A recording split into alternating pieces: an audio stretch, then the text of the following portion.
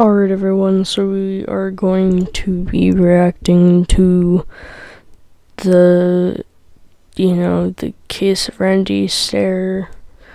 This is a pretty long video, so feel free to skip around if you guys really want to, because I'm going to be reacting to the whole thing. So yeah, let's get this started with this really messed up story.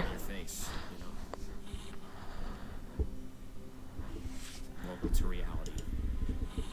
The man you're looking at is 24-year-old YouTuber Randy Stair. He's obsessed with two things not often found together: the cartoon Danny Phantom and Columbine. Although this should have raised red flags when Randy's descent into madness went overlooked by those around him, nothing would stand in his way from becoming a mass killer. What's up, EWU crew? It's the Raven, here to share another shocking, interesting, or just strange but very true story with you. Today's subject is Randy Stair, more popularly remembered as Andrew Blaze. Despite being known by his YouTube pseudonym, I'm going to use his legal name Randy when talking about him, as this is the name that would eventually become infamous. What makes this case uniquely disturbing is the fact that Randy actually videotaped everything. What is that? He's just rubbing the back of his monitor, like stroking it.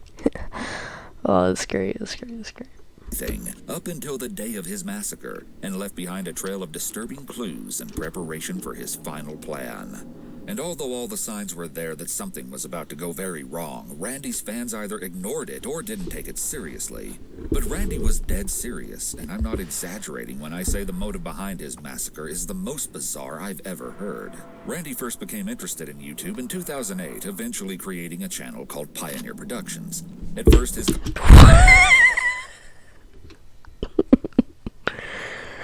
Him just staring off in the distance like he's about to murder someone, and I know that's like really not something funny to talk about, especially given like the topic that we're looking at today, but like, come on. No way you don't get like a little kick out of that, like, yeah, whatever. Pretty normal. He created Let's Plays, filming himself and his reactions as he played video games, and sometimes he'd act out skits with a toy frog and stuffed whale. He rubbed shoulders with some popular creators in YouTube's early days. He was mentioned at one point in a Ray William Johnson video, bragged that Fred supposedly liked one of his videos, and was even friends with Plasma Master Dawn, a YouTuber who recently died and was then allegedly exposed as a sex offender. Oh, that's kind of messed up, not gonna lie. But as Randy's videos went on, there was a noticeable change. You see, Randy was obsessed with the Nickelodeon cartoon Danny Phantom, which follows the adventures of main character Danny Fenton, who became a human-ghost hybrid after an accident involving the portal between the human world and the ghost zone. This is where Randy first saw the... I would actually suggest watching the show. It's pretty decent. I've seen it before. Character Ember McLean. She was his first crush, and the moment he laid eyes upon her in his late elementary years, he said he instantly felt something change within him.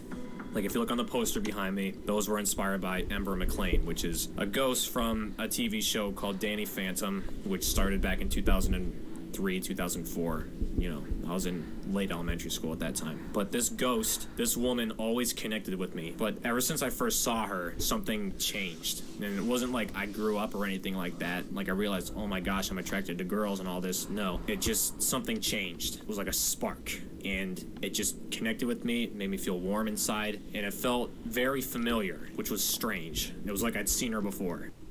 Okay, this is yo, bruh.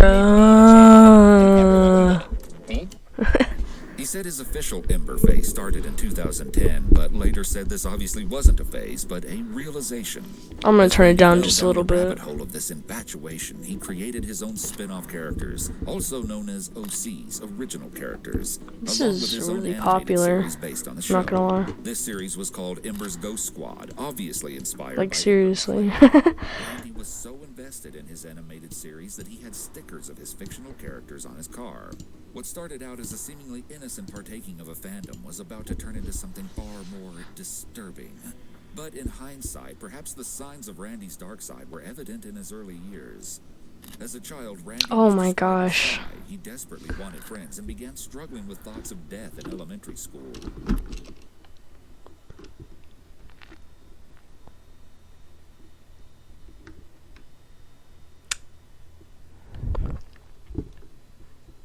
I don't know whether I want to talk about it or not, but like suicidal thoughts in elementary school, yeah, it does happen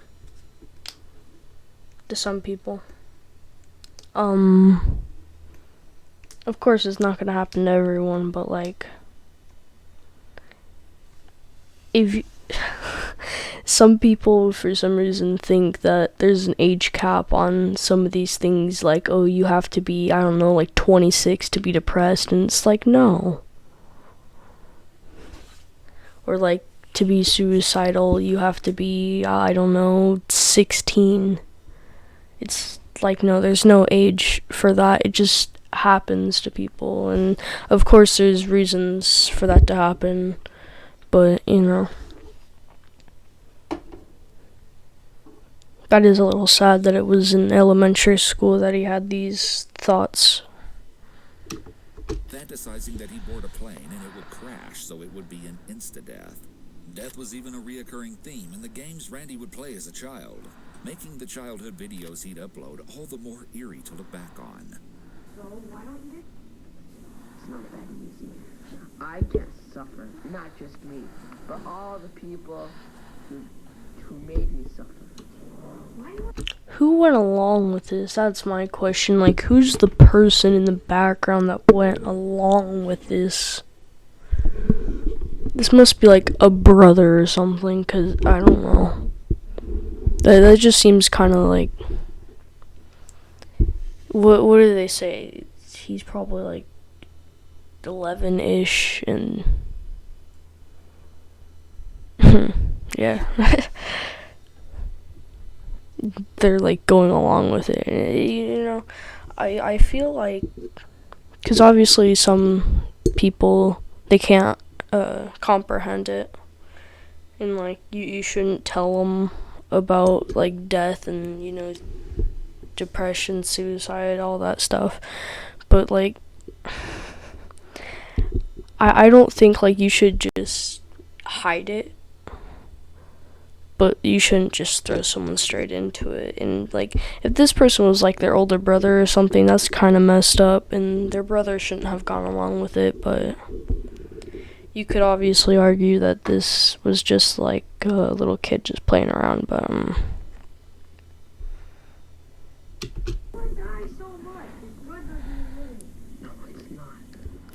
His loneliness would follow him into high school. Though he described having a few friends, he never had a girlfriend or went on a date. It was during this time that Randy seemed to start crying out for help through attention-seeking behavior, such as writing stories in class where the characters would die horrible and gruesome death. you know, teachers should have done something. He couldn't believe his teachers didn't care. They didn't.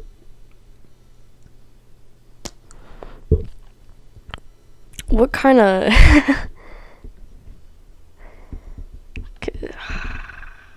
See, no, I think that's because, like, the teachers probably overshot it, like, oh, he's way too young to even think about this kind of stuff, but going back to the age cap thing, it doesn't exist. Like, it maybe doesn't for like 2-year-olds, but you never know, because I don't think anyone can remember from when they were 2, and if you can, that's cool. I must have wrote like 4 or 5 stories where the character got killed at the end, and I actually turned these in as assignments, and I never... Isn't that like against rules and stuff, like at schools? I mean, I go to a public school, so I mean, these are against the rules, but like it's so lenient. Never got like any like weird looks from the teacher or anything. She was a nice teacher and everything, really great. Yeah, the teacher never like felt concerned or anything. I just remember not getting any feedback. Cause this is like the way some people like cry out and they want like help and stuff. They don't want to like just go up to you and ask for help, but they do it in like little ways like this, and I feel like the teacher should have at least been like, are you okay? Like, why are you making like such gory stories and stuff like that? then he would have either been like, I am having a hard time, or, yeah, I'm fine, and, just stuff like that. And I'm sorry I'm pausing so much, I just want to make points. In terms of that, so I don't know what she was thinking, but... Soon enough, Randy started investing more time into Pioneer Productions, and it wasn't long before YouTube became his passion in life. He eventually decided to dedicate all his time to his channel. It was during this time that Randy seemed to get more and more isolated. He was almost always alone in his videos. Something inside Randy would begin to break in his late high school years as he prepared to enter the real world. He began getting poor grades as he neared graduation, and he hated his job working at the Wise supermarket. And high school, I was that typical jaded teenager, just don't want to be here, don't want to do anything. I'm bored with my life, I don't know what to do, I don't know where to go. The typical teenager you deal with. And having no clue what he wanted to do with his life, he started to go down a dark path, fantasizing about setting himself on fire like the cartoon character Ember and taking his own life. And something would happen to Randy that would change him forever. That's sad. One of his brother's friends, Tom, died in a car crash. Tom Lynch. He was in my brother's grade. He's a grade below me, but I've had a class with him before and whatnot, so I knew him. And he died on his way to school in the morning. Crashed into a tree. Smashed into a tree. Dead on arrival at the hospital. And that was the first time I got messed up. That messed me up. Rightfully so that it messed you up. I mean, it can mess literally anyone up. Because you grow attached to people. Like, I don't know, maybe like that one person in your family that you only met a handful of times. You might have built a connection with them, and you just didn't know it, and you don't truly know what you'll miss until it's gone, and then you can't have it back. Though he hadn't known Tom well, he said his death really affected him. So, that's what I mean. You don't need to be, best friends with someone or, something like that for you to actually, be affected by them. His daydreams in class became consumed with either YouTube or death, and his growing fixation on the morbid subject would lead him to start a... thinking about death is alright. You'll do it from time to time. It's the general curiosity of what's beyond death, and then that's where, religion and stuff like that comes in, but, it's truly unknown. And, that's fine to think about it. Don't think that just because you think about death that you're going to be a mass murderer one day. Strange tradition. Driving by the location of Tom's death every year on the same day he died. When I'm not thinking about YouTube... To me, that doesn't sound like something big. To me, that sounds like he's honoring his friend's death.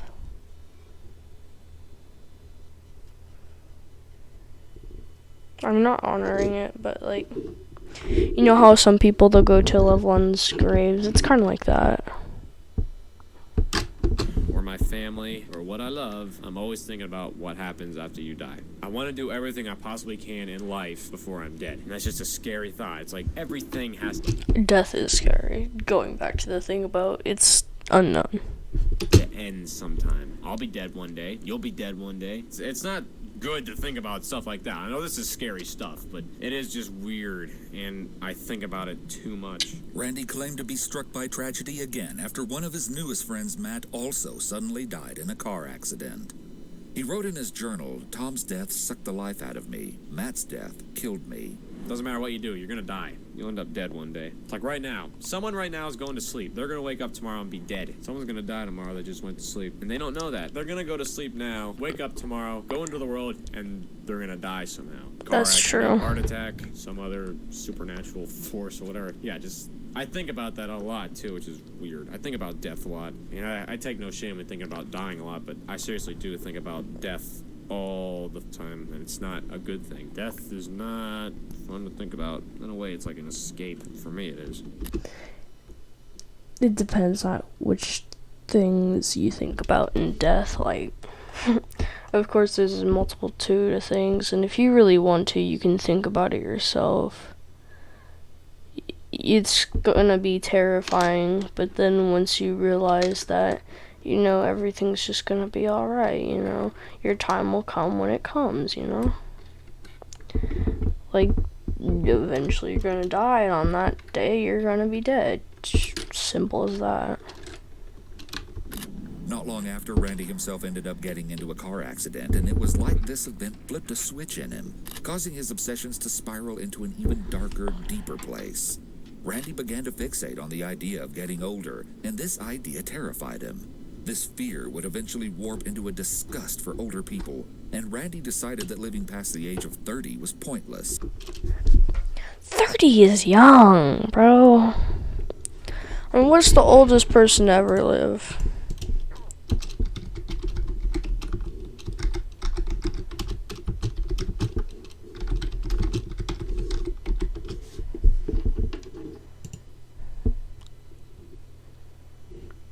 $116, and I'm pretty sure the what is it called? I'm thinking. Like the average age, you know, stuff like that is, I'm pretty sure it's like 80 something. It might be a little lower than that, but there's a fair amount of people that go past 65, and personally, I don't think 30 is old. I don't think 40 is old, really, either. When you start hitting like 50, yeah, it's kind of old, and then really 60 plus. It all depends, you know. Depends on how you look at it. It was here that he decided he wanted to die young and soon. There would be no possible way I could live until I was 60-something. Not a chance in hell. Honestly, I don't know how people do it. I don't know how people get up every day and go to like a dead-end job, come home, do the same exact routine every day. Well, here's the thing. Some people love their jobs, and you know, that's good. You should love your job, and if you love your job, then you'll be more happy with it. You'll be more content to be working at it, and you need a job to make a living. And if you don't, and you just live off of, I don't know, paycheck to paycheck. I mean, that's not what I mean. Shit. I mean, like, if you're living off of, I don't know what to say, but, like, if you're living off of nothing, I don't know where I'm going with this. Just, you need a job to make a living. You need a job in a lot of places to even be able to do a lot of things. I mean, most things that you can do, like go to the store and buy something, you need money, or like you need to give something in return. Like in the old days, you would like give up a goat or something for like a pig. Something like that, or like a pound of potatoes. How do you honestly do that? I was never able to compute it in my head. How do you live on this planet for decades? I think people live that long because once you make a good enough living, once you retire, then you can do whatever you want, pretty much. I'm not saying that you can literally do whatever you want, but you can do a lot of things, and you know, you can go on vacation, you can go to Malibu or something like that if you have enough money, or I don't know, go to the Bahamas, something like that, and then hopefully you find someone that you can be with, and if you don't want to be with anyone, that's fine, you know,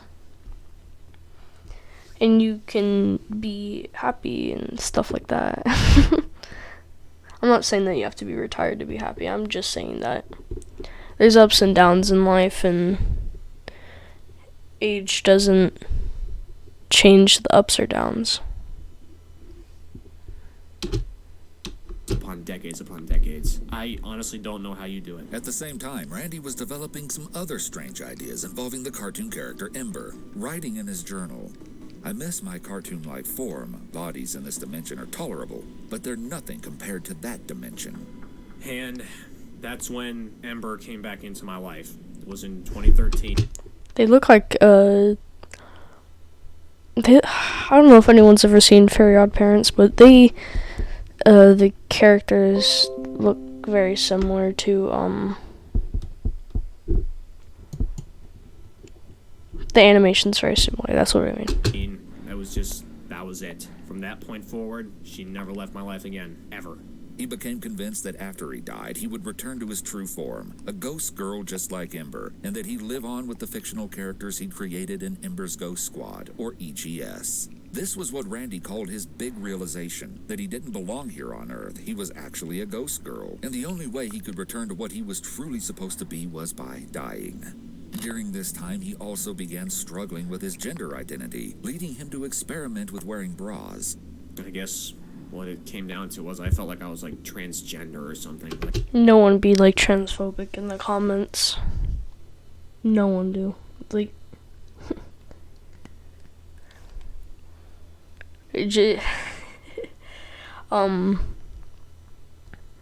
I'm just saying, no one be transphobic in the comments or homophobic or whatever.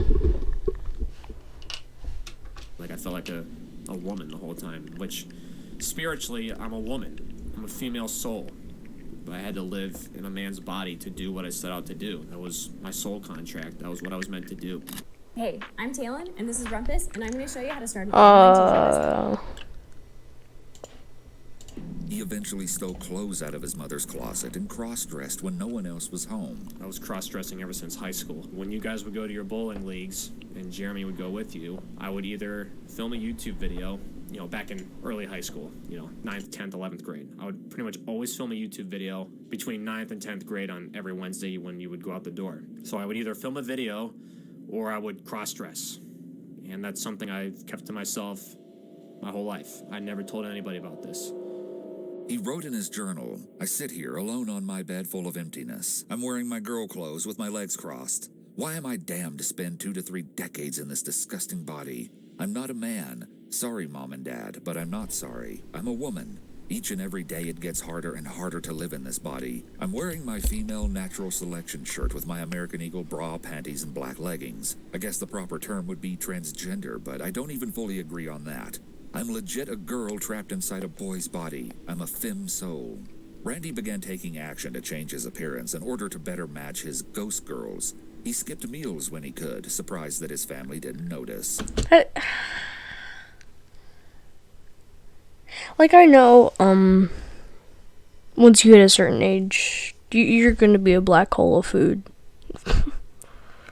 But once you get past that, you're gonna be, you're not gonna be a black hole of food no more.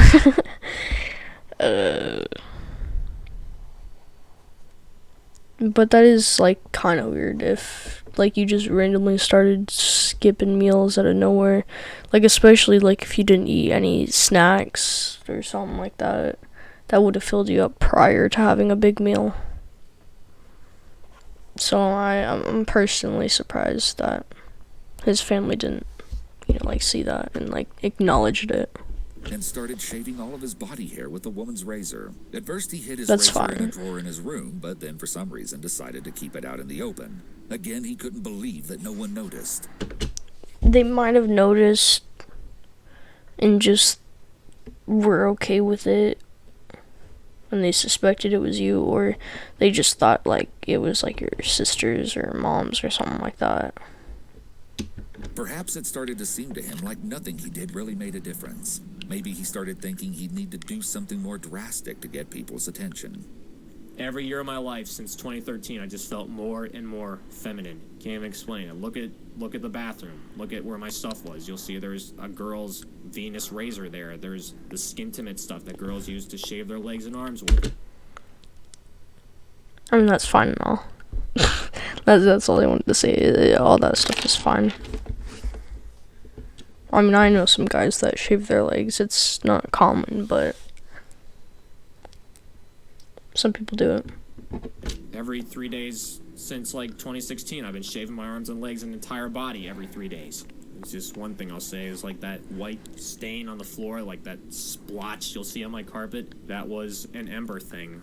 I wanted to make my skin as white as possible to look like her. I wanted it to be completely white, so I bought this. Isn't like there's a such thing as like, what do you do? Like, you take a pill and then your skin becomes whiter? I mean, if you really wanted to like achieve that, you could just like stay inside during summer, and then you'll look like paper.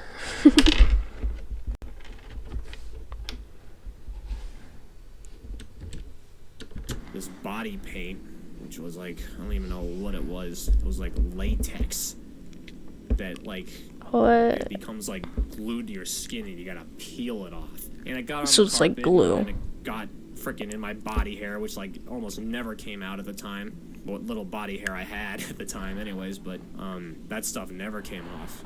It's funny. Yeah, you're over there sleeping and here I am at 3 in the morning covering myself in this latex. Randy's inner turmoil was far from over, and although his passion for Ember would continue to intensify, it wasn't long before he was forming a new obsession, the Columbine High School massacre. He began frequently posting on a Columbine forum and participating in different threads, even a thread for sharing Eric Harris and Dylan Klebold memes.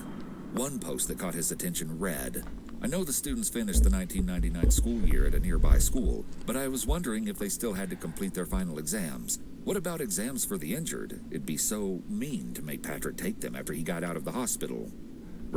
Rip everyone that lost their lives in the Columbine shooting. Randy replied, "I never thought about that, ha ha ha. Tests had to be the last thing on the surviving victims' minds."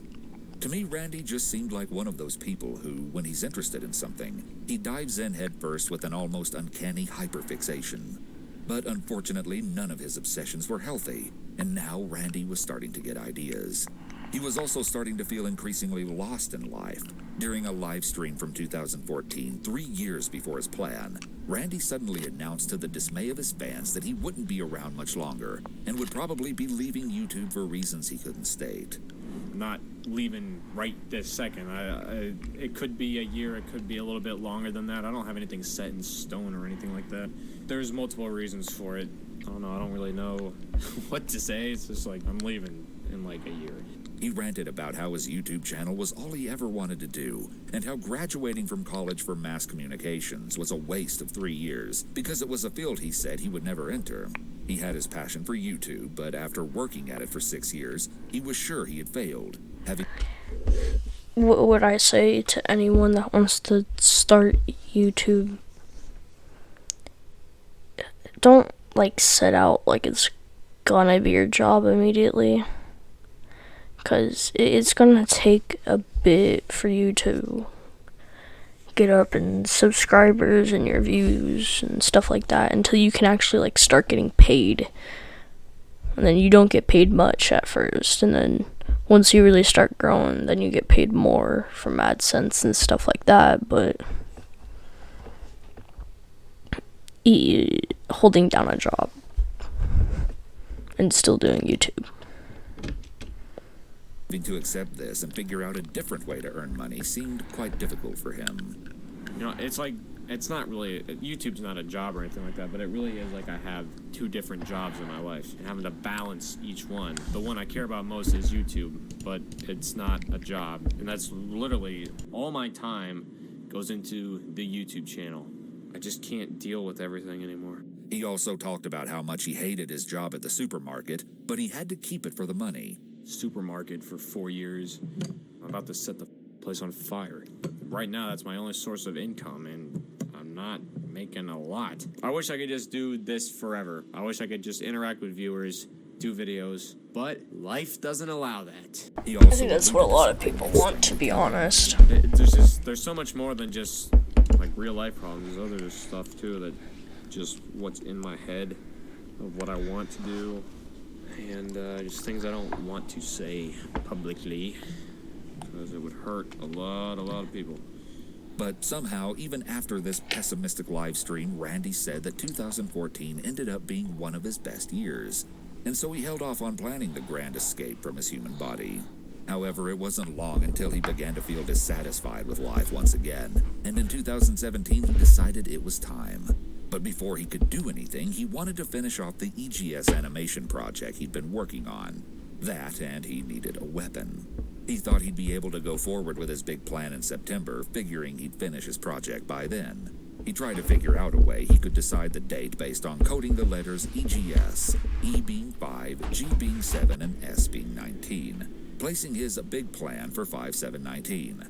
But as the days went by, he realized he couldn't wait 2 years. He wanted to die so he could become the ghost girl that was clawing to get out. 14, 13, 12 days away from doing this, you know? This is it. There's a lot on my mind. If you're in my position, you'd have a lot on your mind, too. Every day, I have to make count. You know, this is it. Just under 2 weeks to live. You got 2 weeks to live. What do? Goddess forbid, if somebody does see me blocking the exits, I don't know what they'd say. I don't know what I'd say. Tired of the same old routine. Tired of everything but my girls. That's really it. In the meantime, Randy began filming a set of tapes for his parents to view after his death, planning to post them online just before he struck. He ranted in his journal about how much he hated humanity, and how he was a self-described narcissist who enjoyed watching the tapes of himself over and over again.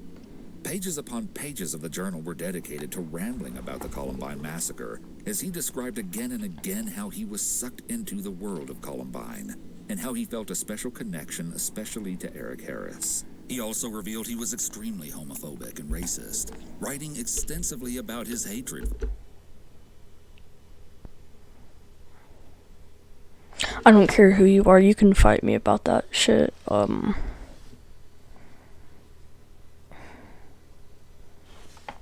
These two things specifically.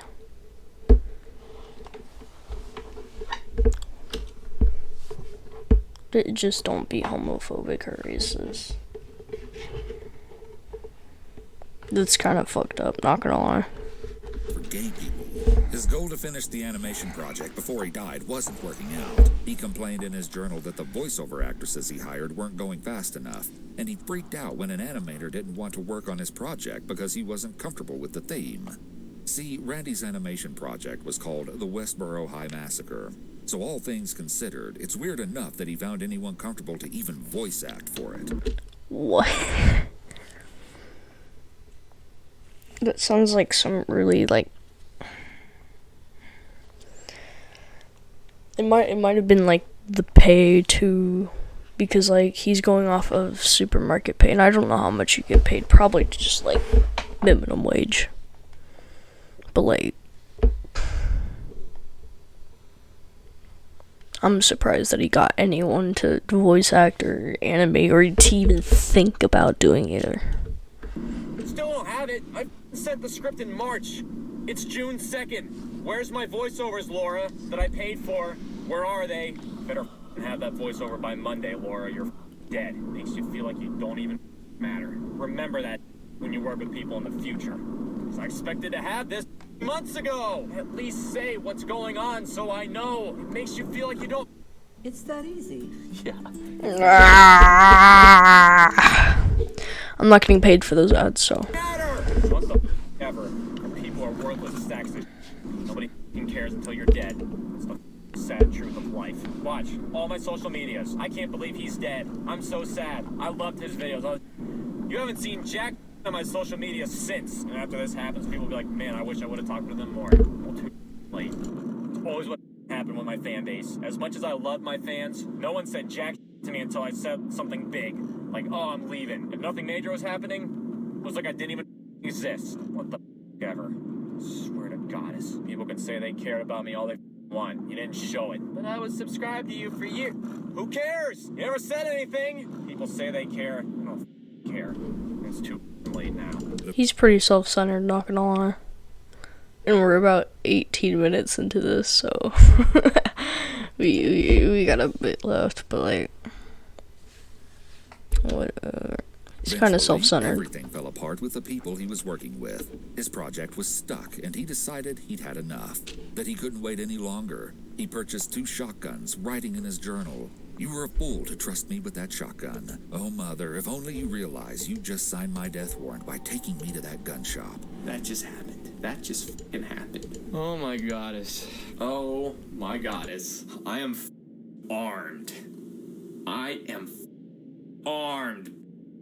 I got it. I got it. 2 Mossberg 500 shotguns. My boss has been trying to get on day shift or second shift. He had an opportunity to get it, but the way things are looking, he's not gonna get it. So then also put me like on the clock here because Wait, so like his mother was like completely fine with him getting a shotgun? And like, no questions asked? Okay. it's like he's been trying to look for other places to work. The way I see it, I can just barely have enough time to do all this within 4 weeks. I want it to be the night of June 9th. I can't tell my parents that I have 2 shotguns now. They know I have the one, but then if they see that I have the exact same gun, but 2 inches shorter on the barrel, it'd be like, why do you need that? And that's when it starts to get into, like, personal stuff. Like, why do you need 2 shotguns? You're scaring me. Please don't start buying more guns. You know, I have all the pieces. I'm just waiting on getting some eyeliner. So far, it's been okay. I've gotten... Eyeliner. What? Is he trying to look like the characters he's drawn? I think that's what he means by that. Because, like, dead and then, like he becomes one. An occasional, like, why are you obsessed with this Columbine? But other than that, virtually nothing. I don't think people would actually, like, think I would actually consider doing something like this. He took target practice videos and what appeared to be... Why would anyone think that you're going to go shoot up a place? in his backyard with someone else holding the camera and filming him. It makes you wonder who exactly was filming him and how they couldn't have realized something was about to go very wrong. Especially taking Randy's shirt into consideration. The same shirt Eric Harris wore on the day of the Columbine massacre. Did I hit the button? What happened next is almost unbelievable. Randy began deliberately leaving a disturbing trail of notes and tweets that he was planning something, and the date for his plan was June 7th. He was not being very subtle at all, but still nobody seemed to even care. If he's not being subtle, like if his... Why doesn't his family know about all this stuff, you know? That's what I'm thinking.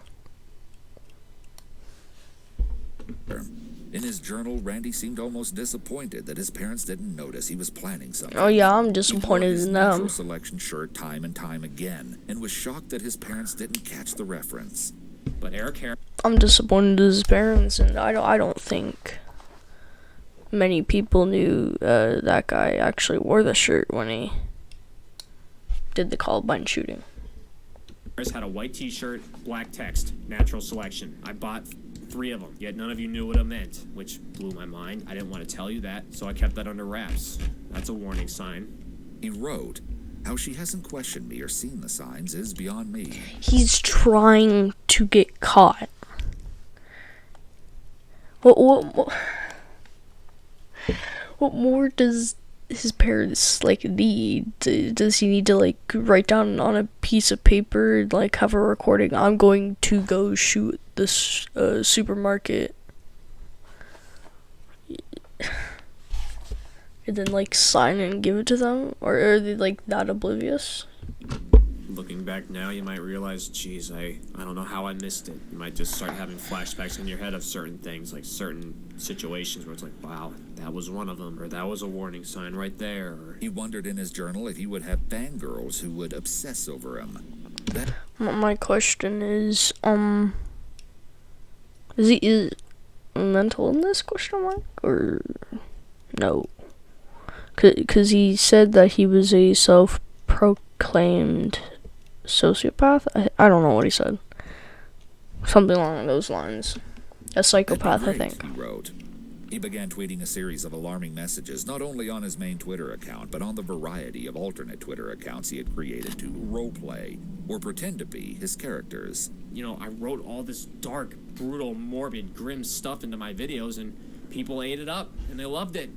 Well, they ate it up and they loved it, I think, simply because they got so used to having this stuff be so dark that, you know, if it got just any darker, like, of course there's like a line when it comes to dark content, but if he never crossed that line, then no one would think anything's up.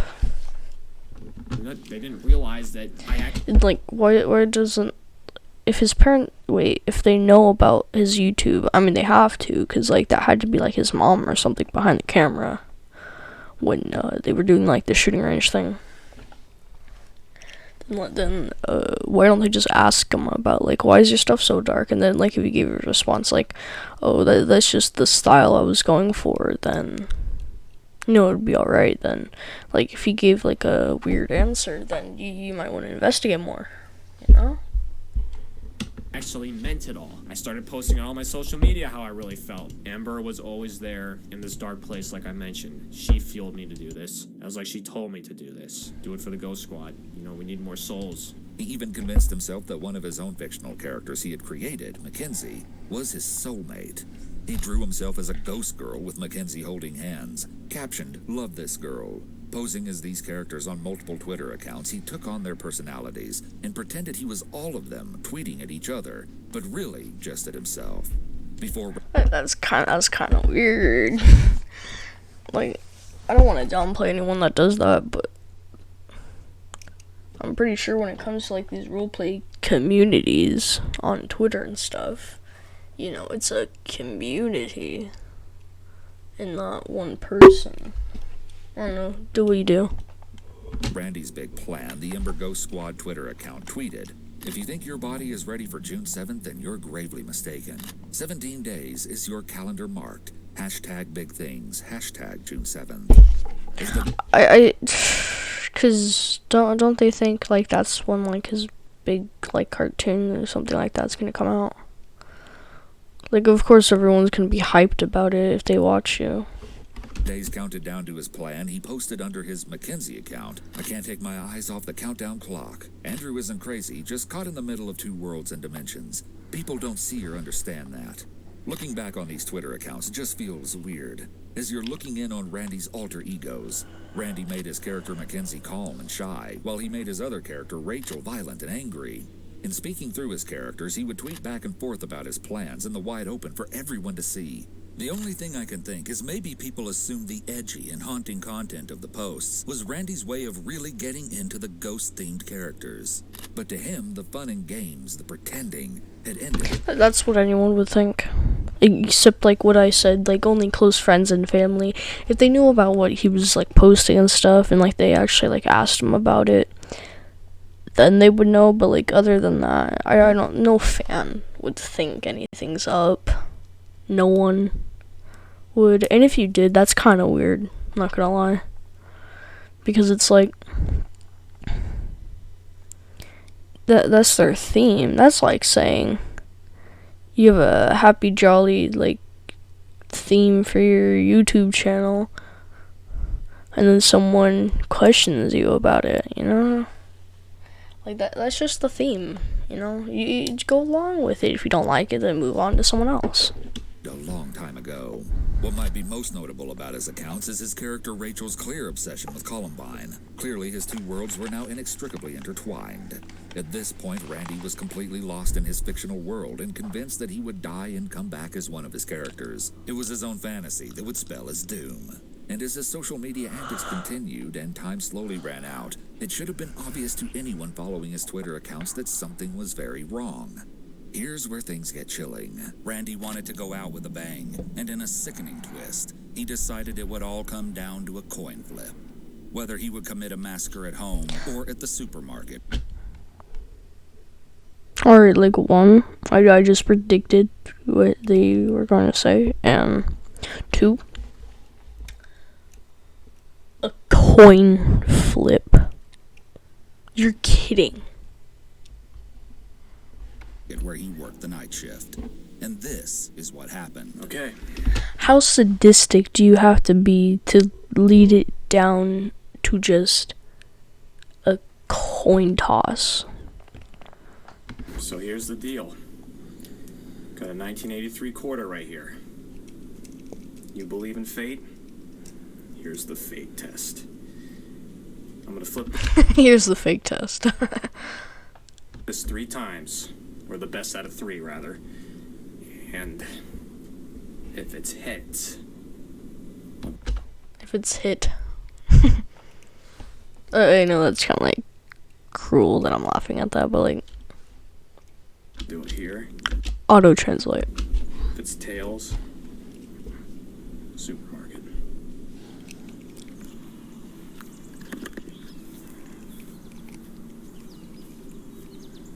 Best of 3. If you touched up on this, then you already know what's gonna happen.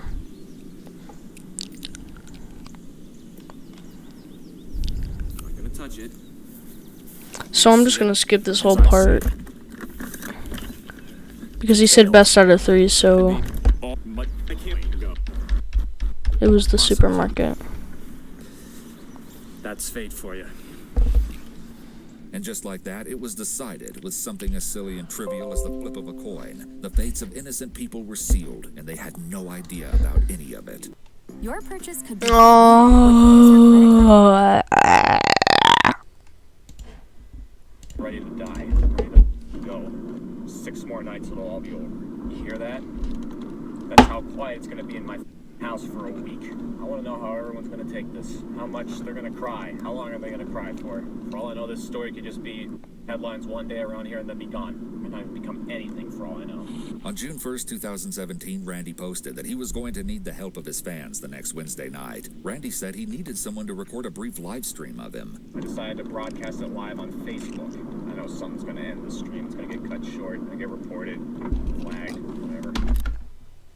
he wants someone to stream him shooting up a supermarket. And that was his plan. Like he was not gonna like rob it, just go in there with 2 twin shotguns and just go pew pew and leave. Well, I mean, take his life. Just go in there, shoot some people, take his life, that's it. In his next message on June 2nd, Randy talks about the Westboro High Massacre video he made, which he promised would come out on June 7th.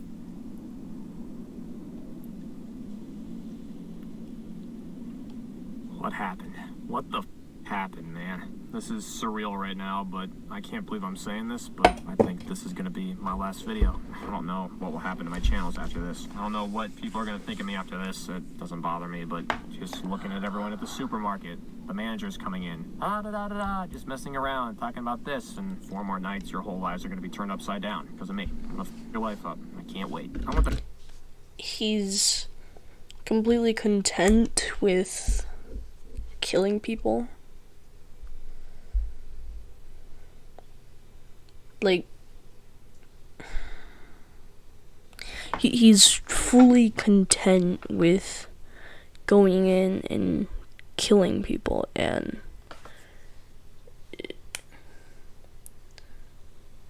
it's very calculated, is what I want to say. He had so much time to back out of it, like, even with just 4 days left before it goes down. We started at like 14 days? He had over a week to consider his options. That supermarket to be closed for like a month or go out of business. It's a crime scene. It's gonna be a crime scene. And then it'll be over. And everything will just be thrown away. Whoever would have thought that a cart Look down his eyes. bother me, but just looking at every channels, I can't believe I'm saying this, but I think this is gonna be my last video. I don't know what will happen to my channels after this. Just look at his eyes. Just keep looking at his eyes. You can see it change. But people are gonna think of me after this. It doesn't bother me, but just looking at everyone at the supermarket, the manager's coming in, just messing around, talking about this, and 4 more nights, your whole lives are gonna be turned upside down because of me. I'm gonna f your life up. I can't wait. I want that supermarket to be closed for like a month or go out of business. It's a crime scene. It's gonna be a crime When he scene. laughs, And then his eyes it'll be over. change. And everything will just be thrown away. Whoever would have thought that a cartoon character would cause this? You know he's a cartoon. he's acknowledging what he's doing. Like, he understands what is going to happen, or what he thinks is gonna happen. Character. How can a cartoon character bring all this out in you? How is that even possible? The biggest question will always be why. And I partially told you why. I'm not gonna tell you everything. There's stuff that you still don't know about me that I'll never tell you. I'll take it to the grave. You want a chip? I'm not a psychopath. I don't hunt people down and kill them. I need to eat something substantial. I'm dying here. Take away YouTube, I'm nothing. I'm not a psychopath. Okay, whatever you say. I mean, there's other dimensions out there besides Earth. There's going to be a big eternal war. I will be laughing my white ghost female ass off. When I get messages saying, you know, I help people get through dark times, or I change their life, you know, or my videos make them laugh their ass off or put a smile on their face, you know, that's all I ever really wanted deep down. It wasn't there in the beginning. Like, in the beginning, I just wanted to be like, I wanted to get famous from it. That was pretty much it. But I was like Onision that had an actual decent fan base, pretty much. Personally, I actually used to watch Onision back in 2009.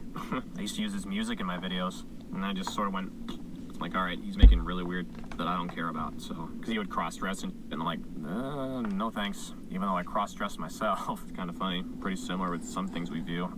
I say really brutal shit on Twitter sometimes, but This really shows you his mental state, you know, like... people support it sometimes. It blows my mind. It's like, cool. It's a man's world. Men. Women are better. I'm gonna miss you guys. I really am.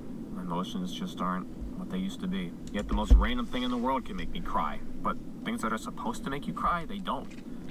Even Let It Go and Frozen made me cry. A lot. Not just once, numerous of times. Like almost every time I'd watch the movie. And I watched the movie like 20 times. Life's real short.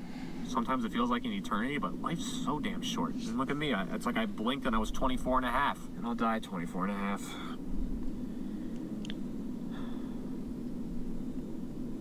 I sit here and I ask myself, would I do it all over again if I could? I'm gonna be dead before next week ends. I'll be dead. Legit dead. This is it. So, okay, I'll miss you guys. I'll miss you a lot. Some of you maybe I'll see on the other side. And this is Andrew Blaze signing off for the last time. Enjoy the rest of your lives. Andrew, out. And then in the early morning hours of June 7th, Randy took a strange and eerie video of the Wise Market grocery store, the place he worked for 7 years, and the same place that would later become a crime scene. In this video, it seems he's scoping around the store and checking all the exit points. And it's incredibly haunting to watch, knowing what would happen just one day later. Hold up. And it's incredible. How's the milk not gone bad? It's just kind of chilling. Not cooled or anything. Incredibly haunting to watch, knowing Okay. what would happen just one day later.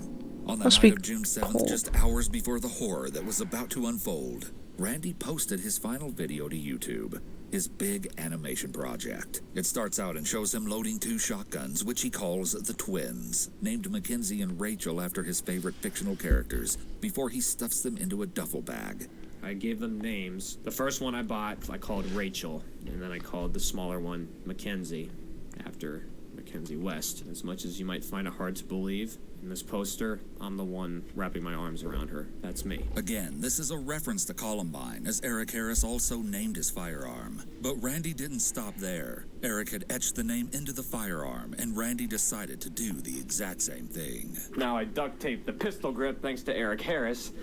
It's in this video that he proclaims, "I've been stepped on my whole life, not anymore. I've had enough of this putrid planet, and I'm gonna leave my mark." How many rounds go into that shotgun? Like 8 each? That's what I'm thinking. Yeah, kinda dark. And it honestly makes me wonder what was a bigger motivator for him in the end. The rebirth as a ghost girl he so desperately wished for, or simply getting the attention he desired for so long. You're looking at the beginning of his video right now, hours before what happened. At this point, Randy isn't being discreet. In fact, he practically bragged that something was going to happen. It was in plain sight now, and there was still time to stop him, but still no one reported His eyes have changed. a thing. I started talking with a girl online, and I started talking to her about the shotgun I got. She was one of only 2 people I told about the shotgun. Clearly, something dark is about to happen, but I have to warn you that what happens next is extremely disturbing. especially because this is the kind of thing that seems like it could happen anywhere and to anyone. Alright, if you guys don't like very descriptive things, don't watch the rest of this. It's kind of messed up. More than like what has like already happened, but yeah. The next day, in the early morning hours of June 8th, 24-year-old Randy was working his night shift at the store. He and 4 other employees of the store were stocking the shelves while they got ready to close. It was well after midnight, and the store was quiet as they were all pretty tired. But because they all wanted to get the work done and head home, none of the other employees noticed that Randy wasn't actually doing his job. Instead of helping close the store and stock shelves, he was creeping to each of the exits and barricading them with pallets, trapping everyone inside. This calm and calculated preparation is especially chilling to me because there were so many chances to second-guess the plan and turn back before it was too late. Randy took none of them. He casually walks to the emergency exit and pushes a pallet in front of the door before he goes back to cleaning up the store. When he pauses again, none of his co-workers think anything of it, especially because Randy is on his phone. What no one knew was that Randy was sending out a few different videos and posts, which were all detailed plans of the disturbing thing he was going to do next. On one of his Twitter accounts, he uploaded videos called Journal, Digital Set, and most concerningly, one called Suicide Tape. Good health starts with good sleep and a ring. Aura is the most accurate and personalized health technology wrapped around your finger. Delivered through 3 simple steps. At 10 p.m., he tweeted as Mackenzie. I hope we were able to get you through the day. I always hate goodbyes, but it's more like, see you later. Thank you, Mackenzie. Just before 1 a.m., right before the massacre, he tweeted as Rachel.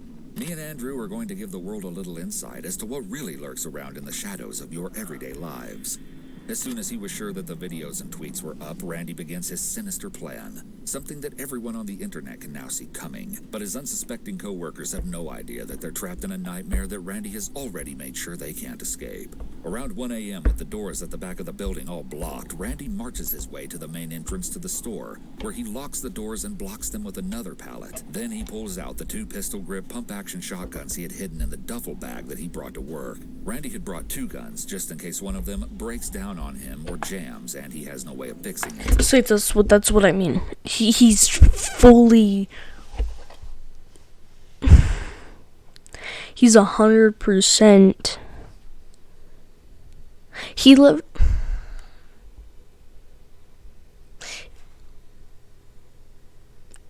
He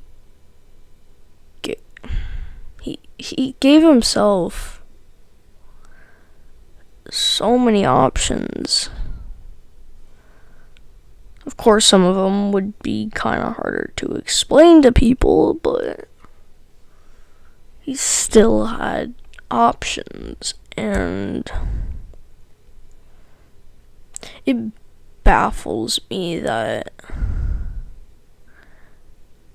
someone plans another person's death down to the T so well, and they leave very few errors for their own, not even gain, like,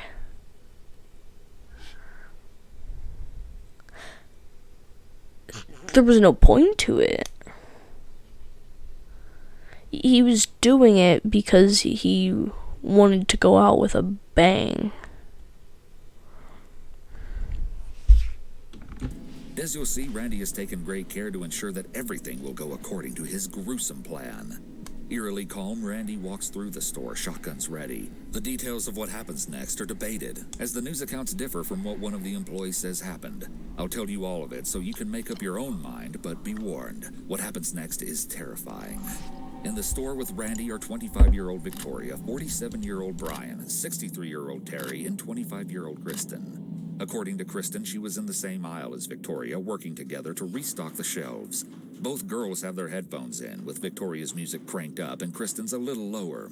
The two are goofing around when Victoria goes further down the aisle to get another stack of labels, completely unaware of what was about to happen. I don't hate Victoria, but you gotta go, Randy had written earlier in his journal. All of a sudden, from where she is standing, Kristen hears a few popping sounds followed by a thud. Kristen doesn't know it, but Randy has just shot Victoria, first wounding her across the chest. But as she turned to run from him, he kept pulling the trigger, shooting her from behind at the base of her skull. And then Kristen's whole world turns upside down. When she turns to see what the popping noise was, she's met with Randy standing at the end of the aisle, about several feet away from her, the guns in his hands and Victoria laying on the ground between them. As she watches in horror and shock, Randy mercilessly fires a few more shots into Victoria. Then Randy looks up and he and Kristen lock eyes. As they stare at each other, her feet are rooted to the ground, her mind racing a mile a minute, trying to comprehend what is happening. After a few heart-pounding seconds, during which Randy must have been debating killing her, he just turns and walks into the other aisle. Now, this is one of the places that accounts differ, as Kristen says that she made eye contact with Randy after he shot Victoria, which is incredibly disturbing to consider. But the other possible version of events is even more eerie. Various news sources actually reported that Kristen hadn't heard the pop of gunfire at all. Instead, they alleged that according to CCTV footage, after shooting Victoria, Randy found Kristen where she was working, and eerily looms only a few feet behind her. And the whole time she has no idea that he's there. Randy has his shotgun still hot from being fired and just watches her for 5 seconds.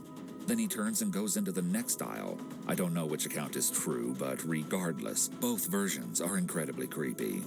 In the other aisle, Randy finds Brian. He shoots him from far away, hitting his arm, groin, chest, and the right side of his head. 3 of the 5 shots Brian was hit with were lethal. Randy also hunts down his oldest co-worker, who at this point had probably heard the gunshots. Terry Sterling is shot twice in the back and shoulder, and I imagine that he must have been trying to run away when he was killed. According to Kristen, while this was happening, she still hadn't moved. She was frozen in fear, sure that what she had seen was a bad prank, because how could it actually have been real? When she finally makes herself move, she runs to check on Victoria where she isn't moving. She even tries to shake her a little to wake her up, but though Victoria still has a heartbeat, she's in a critical condition. Kristen realizes she has to go and get help. Because she doesn't know where Randy is in the store, she calls 911 on her phone while still in the aisle. What she didn't know was that it was sadly too late for any of her co-workers to be saved.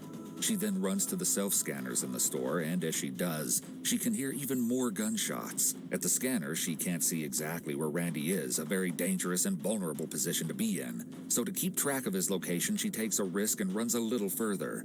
When she spots him and his back is turned, Kristen makes a break for the front door. Once there, she's able to reach past the pallet that Randy has blocked the exit with and finally unlock the door. But when she goes to push it open, her heart sinks. The door won't slide. Panicking, Kristen slams her shoulder into the door until it pops open, and she can run outside and into the parking lot.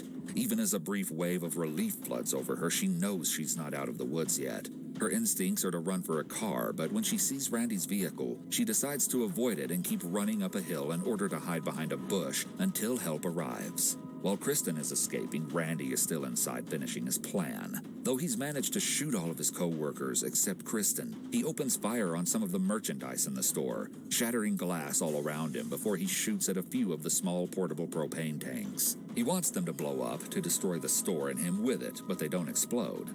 Randy continues to randomly fire in the store before he decides that he has met the end of his thorough plan. Just as calmly as he made his way through the store, Randy then walks into the deli section where he takes his own life.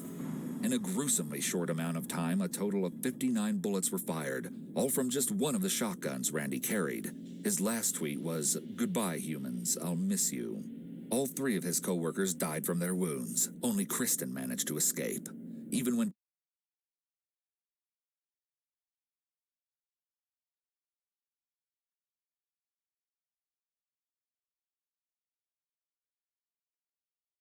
If you guys wanna, like,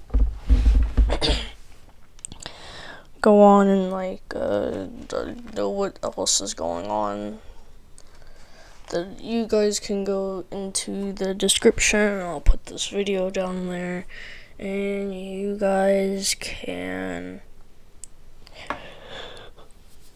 watch the rest of it. And yeah, that's all I have to say, everyone. See you in the next video.